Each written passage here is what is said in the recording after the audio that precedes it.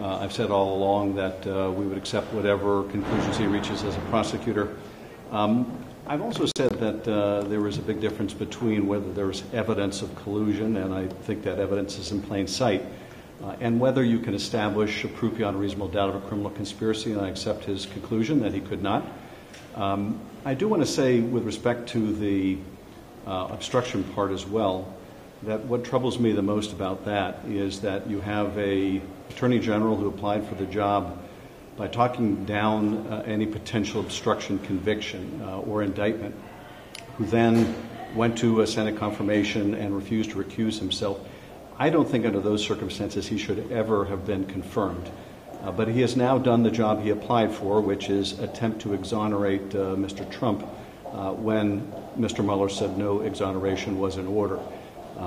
That ought to deeply concern people, that someone was handpicked for the purpose and executed that purpose. That does not, I think, tend to enhance the credibility of the Justice Department.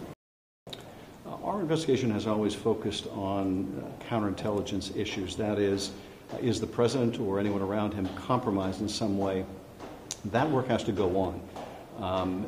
We have yet to be briefed on the counterintelligence findings of Bob Mueller. That was not a part of his memo or report, and it was certainly not mentioned even at all by Attorney General Barr. As you know, this began as a counterintelligence investigation not only by the FBI but by our committee as well. Those issues go to whether people are acting as an agent of a foreign power, either wittingly or unwittingly. We need to look at, for example, the financial issues. Was the president driven during the campaign and to this day by financial interests in consummating a lucrative real estate deal, Moscow Trump Tower, or for any other illicit purpose? That work has to go on, and we're committed to doing our oversight until we get answers. Right now our focus is on figuring out when do we bring in Barr. Is it going to be necessary now to bring in Mueller or Wray or others? We're particularly interested in our committee on the counterintelligence findings. But that's our focus right now. We will use the Mueller report and the underlying evidence when we obtain it to make decisions about the focus of our investigation. I'm circumspect about our ability on the two areas that Mueller looked at involving the Russians, that is the social media campaign as well as the hacking operation. I'm circumspect about how much more we can find than someone armed with the kind of resources Bob Mueller did. But we're going to look and see what issues did he look at, what issues did he not look at. In particular, we have found questions about whether he looked at any of the financial issues.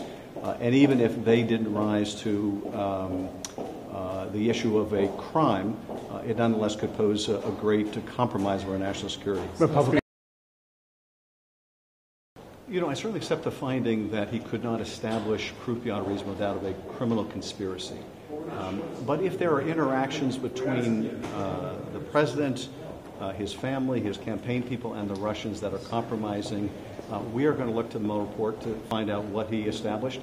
There are a lot of open questions. Why did the Russians offer dirt on Hillary Clinton? Why did the president's son say that he would love to have that help? Why did they set up a meeting at Trump Tower? Why did they keep it secret? Why did they lie about it? Why did the campaign chairman provide polling data to someone linked to Russian intelligence? Why did Roger Stone reach out to the GRU through Guccifer II? Why did the president reach out to Roger Stone? Well, these questions have not been answered by the summary we got from Bill Barr. I would hope that there are answers in the Mueller report.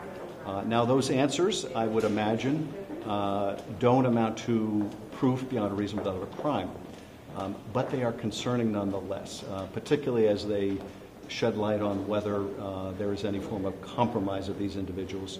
So we're going to try to find out the answers. Republicans say you should step down. They say you should step down. I'm more than used to attacks by my GOP colleagues, and I would expect nothing less.